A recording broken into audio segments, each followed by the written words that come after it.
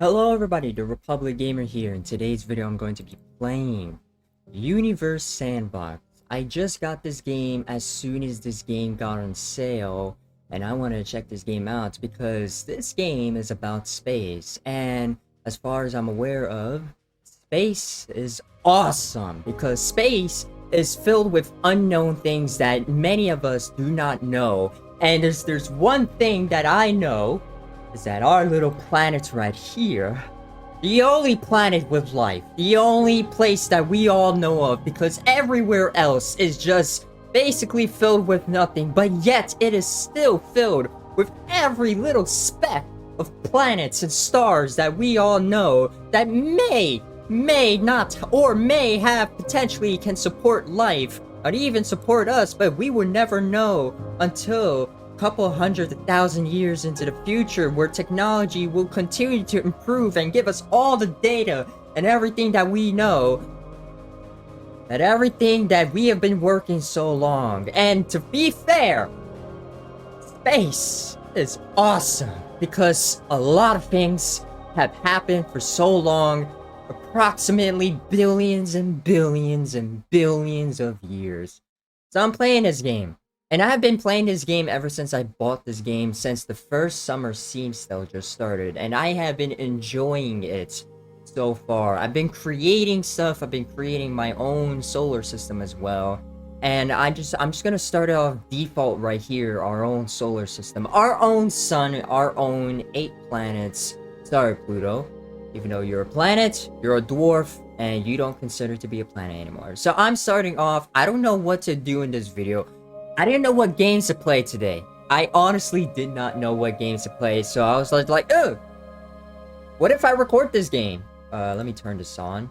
So I was like, what if I record this game? What if I play? And maybe do some little experiments and pretty much do some things that I probably would think would be fun. So, yeah. So we're gonna start off our journey in the solar system. And basically all this kind of stuff. We got Mercury, Venus, Earth, Mars, and other planets here. Alright, so what do I do first? Let's start something with Earth. Okay, so we got Earth right here. So we know our Earth. One thing I'm noticing, where's the damn moon? Okay, so we have our own solar system. All these don't have moons? Why would this game... Okay, maybe it's a default solar system, but doesn't have moons. Alright, you know what? I don't care. Alright, so, yeah. So I guess I can do a lot of stuff. I can launch at... Oh. Tudo City Earth, because, the moon is eventually... Oh, no, that is the wrong way. Alright, you know what? Let the moon drift. I honestly highly doubt. Alright, you know what? Let's shoot the moon right here. Oh, okay, I put that one too close.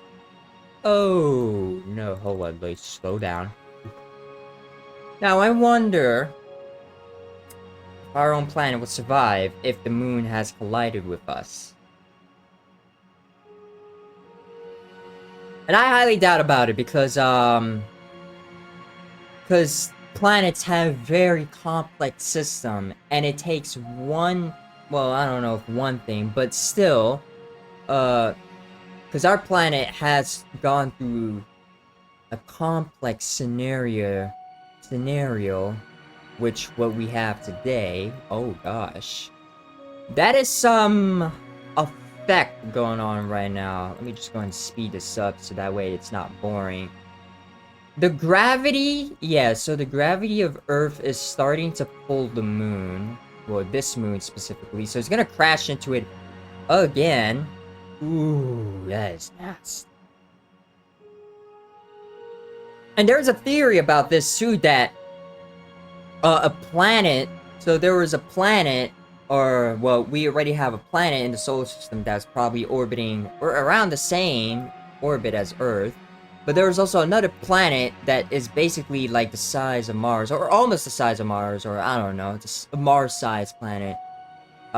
They came close to each other and they collided. And apparently that's what also made the moon. So maybe some parts from that planet and some parts from the Earth, and then clamp onto each other, gravity, and what formed the moon. So that was a theory. Maybe there are some samples there too. Anyways, can we speed this up, man? That moon take too long. Oh man, how hot is it right now? Ooh, 2000 degrees Celsius. That is, hold on, let me calculate it to Fahrenheit. Okay, that is, I think in reality it's probably a lot hotter. Way hotter. When two planets collide. I don't know, so, are these planets... How is the moon hot? Oh, maybe it's because all the gases. I guess that would make sense if one of these gases are making the moon very hot. Even though the moon is not colliding it. Okay, it's eventually gonna collide with Earth. There we go. That's how we... Well, Earth is gone. That's nice. It's completely dead. Speed it up. Nope. I think it's eventually suffered. Oh gosh, what happened to North America and South America? Now you only got... Oh. Ooh. I think I broke Earth. Hold up. I might have broken Earth so bad. Hold on, let me slow this thing down. And the rotation axle is messed up now. It is completely filled with water. I don't know how this works, so let me just if I remove liquid. Okay, so you can see the remnants of Africa right there. Maybe a little bit of North America if it's still here. Hold on, let me see if it's... Are you still there? I don't know, maybe that is North America. I can't freaking tell. Anyway, so it's been so long that the water has completely covered the entire planet, and then it's just freaking nice. Anyways, I killed Earth. Is it still in the same orbit position? Is it orbiting? Oh.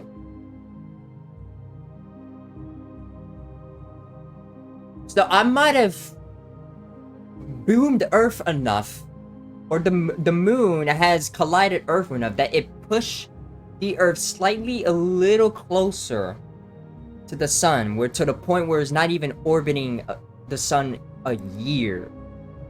That is crazy. All right, so what do I want to do next? There are some new stuff. There's actually some stuff right here that you can take a look.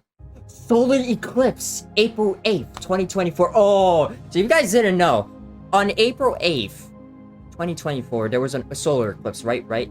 I actually went outside with the solar eclipse glasses, and I was able to see from New York City that I was able to see the moon blocking the sun. Now, it might not be the totally eclipse, but at least it was partially, well, not partially, it was most of it, because some of the sunlight was still going through. It wasn't, I think it was dark, but like not like pitch dark, like in totally. So you can see right here, right now.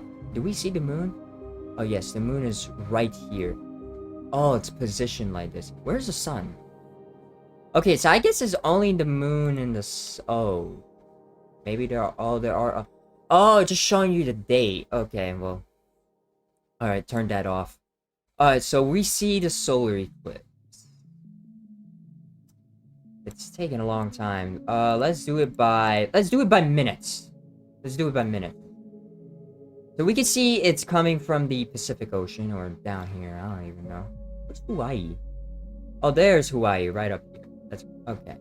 So we can see it's passing Mexico, South California. I don't even know what this little thing is.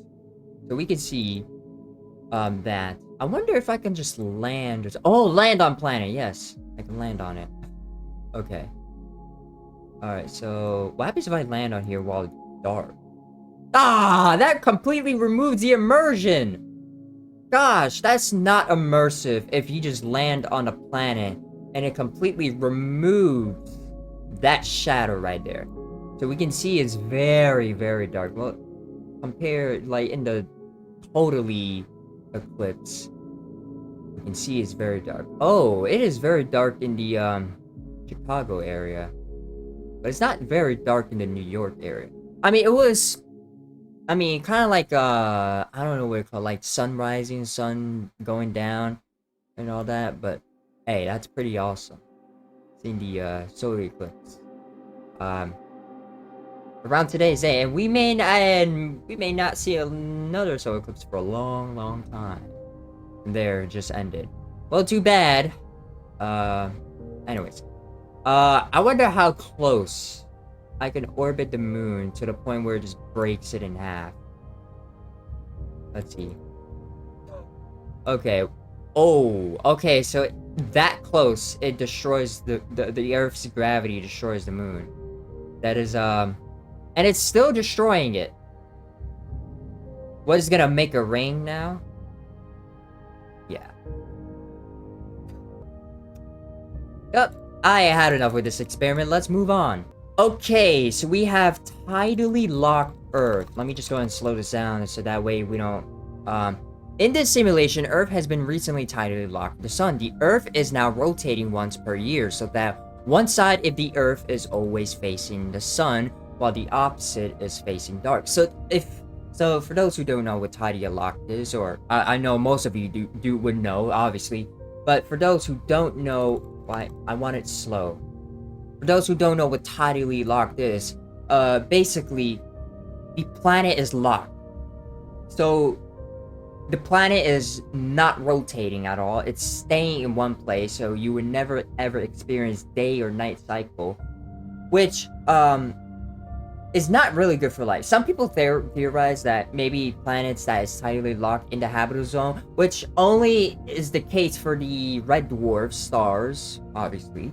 But even then, it's still not good for life. You still need the daylight cycle rotation to be able to reset the temperature in every regions of the planet. So because one side, this thing is gonna be burning. Actually, let's completely speed it. So you can see right now I have the surface, the west side of the United States is freezing because of being in darkness for so long. And then we got the daylight cycle, or the day cycle, which I feel bad for people who are living here since they are gonna be cooked. Anyways, let's do this in Fahrenheit because I'm not very good at reading Celsius. Only the small parts of Celsius, but when it gets high, it gets difficult for me. So yeah. Anyways, so now I think it's freezing. I don't know, but maybe it might rise soon. Huh, that's weird. So we got tidally locked Earth, but most of the snow up here is gone. Okay, so how long till like the effects comes in? Because I don't know. Our planet is tidally locked with the sun, and now the temperature is rising. Okay, so after that side experiencing the heat so long, eventually the more energy and more heat is eventually keep absorbing, and especially the same thing with the colder side. After not being getting the heat from the sun at all, eventually it was rising the temperature first, or it was dropping, but then the other side was dropping. Now you see a lot of snow, and the other side is probably kicking up the heat. It's very rising, actually. Ooh, California. Ooh. Sorry for people who are living in that side of the country. Ooh, freezing now. Kind of like Ice Age. Ooh, freezing. Alright, well, why am I doing this? This is more like hot, more like freezing. Alright. For those who are living in the middle, obviously it's hot. You gotta keep refreshing and drinking water. Eventually, water is not gonna be enough for you to cool down. So let's speed it up more. Oh my gosh, that part of Antarctica. Actually, let me see. That snow is melted. It is 50 degrees, that part of Antarctica. You don't know Antarctica is the South Pole with a bunch of snow and all that. If you guys don't know, Antarctica is a desert too. You guys didn't know that? Come on, it's a cold desert. And it's probably the only place on Earth if I'm being the only place on Earth that barely receives any rain or snow or any precipitation at all, despite, for some people, probably would assume, oh, because of snow there, it might be snowing a lot. No. It's so cold that it barely, like, gets any precipitation or anything. I mean, I know there's probably some freaking windy and snow. I don't know what you call that. Snow goes down when the mountains. Avalanche, that's what you want to call it. There's a lot of mountains there in Antarctica, so yeah. Ooh. Well, nice to know that it is frozen. Good thing New York hasn't froze. I don't want to deal with damn freezing temperatures. Let me see. I'm trying to get perfectly. Probably around between 0 to 15, 20 degrees Fahrenheit. Oh my. Now we are actually starting to experience. I think that's the greenhouse effect. I honestly do not even know. Comment down below if I'm wrong, but that looks like greenhouse. And we all know how Venus looks like with all that green, yellowish greenhouse effect with making the sky yellow. Oh my gosh. But yeah. I want to see what's the life likelihood. The life likelihood of our planet for being tidally locked. I'd be surprised if it's still life. Also not surprised. Okay. Yeah, maybe some humans would be living probably here. Probably somewhere cool. Like in South America or probably somewhere in the Greenlands. Hold on. Probably somewhere here. Somewhere comfortable. Like anywhere else, freezing or heat is still rising. Like it is. This greenhouse almost potentially reached to South Africa. Or not South Africa, America. What am I talking about? America. Oh yeah, man. Parts. I don't know if that's desert or dry grass. Probably desert. Anyways, let's move on to the next experiment. Okay, so I don't know if you guys know anything, but I actually did not know anything about it. So there was an asteroid that came so close. Let's see. 2023 BU. So this asteroid came on January 26th, so the beginning of 2023. And it passed within 2,200 kilometers away from Earth. Now, I don't know what is that like in miles. So if you guys know anything, please, if you want, you could tell me in the comments what is that in miles. I would like to know. But maybe I might do some math. Maybe I'll figure it out. Maybe you don't need to tell me, I'll figure it out. But it came so close to Earth that many communication satellite orbit recorded it and actually detected it. So we can see it's so close. Even though it looks so far. Actually, let me see. Come on. Pass by. Oh my god. Yeah, it is about 8 meters across and is not a threat. Okay, so it came so close, but it wasn't a threat. Ooh, boy. So it came so close. Maybe dangerously close, but like...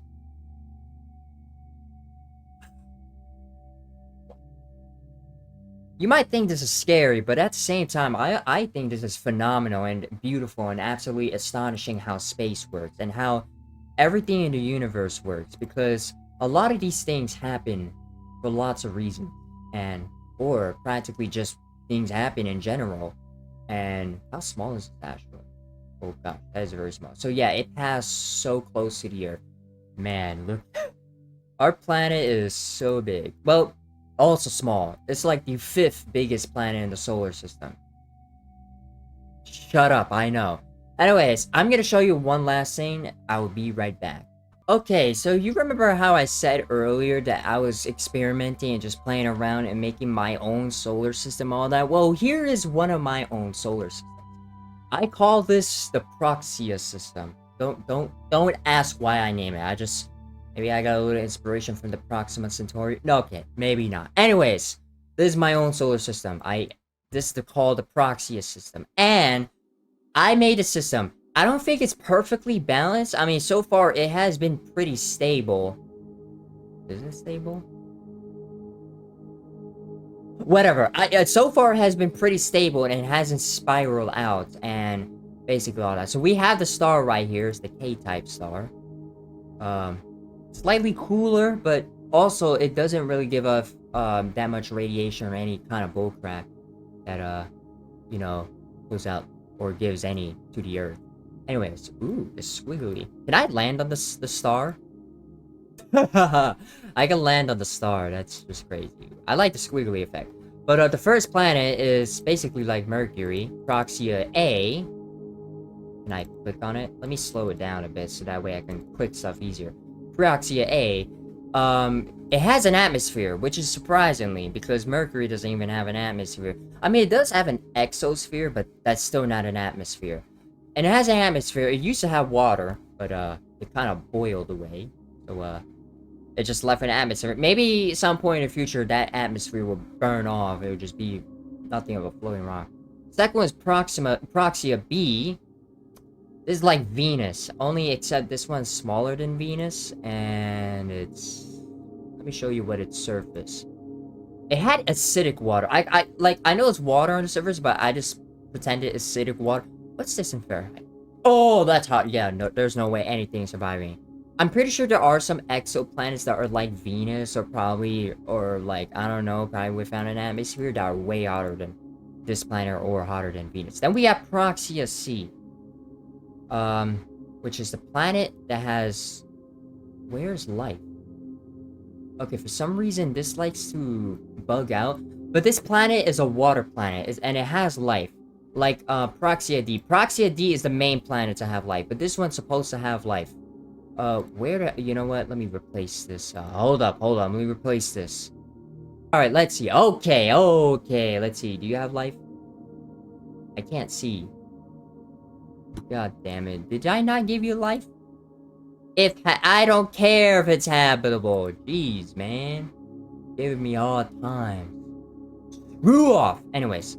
And then we have a moon right here, which also is habitable and has life. And the moon has an atmosphere with water. So yeah. Eventually, at some point, that water and all that life is probably gonna die off. Anyways, then we have Proxia D, the main planet with life. All we know of. And has a moon. Then we got Proxia E. Actually, let me show you in scale. I don't want to waste my time, you know. So we got chart, and how do I do by... Let's do it by radius. Okay. So, you might see some planets that are, like, not a part of the solar system, but... So we got the star. This is the K-type star. It's so massive. Oh my... The song again. Alright, so let me put it in balance. So we got... The smallest planets... Right here. So small.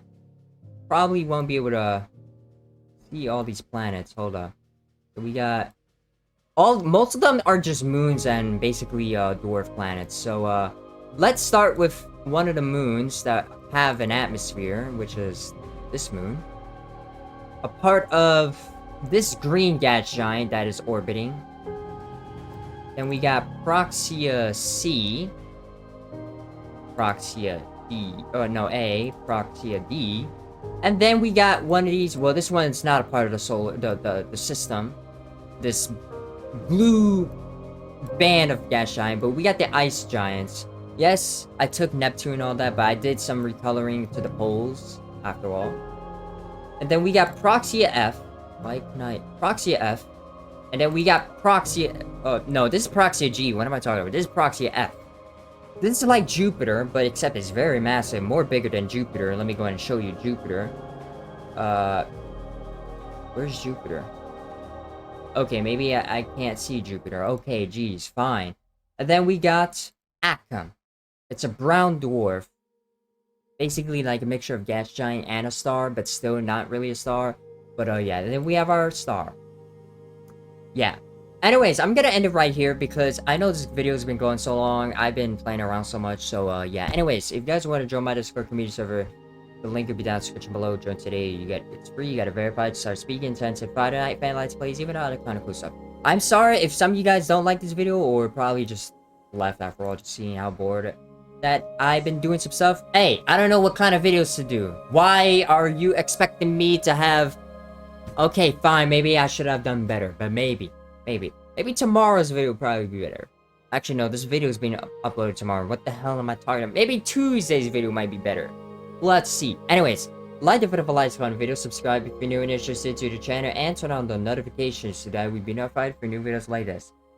I am putting this on the Steam Workshop. So if you guys want this system, I'll put it in the Steam Workshop. You could go ahead and have fun, maybe blow it up, or I don't know, something. And as always, I will see you guys in the next video. Bye-bye!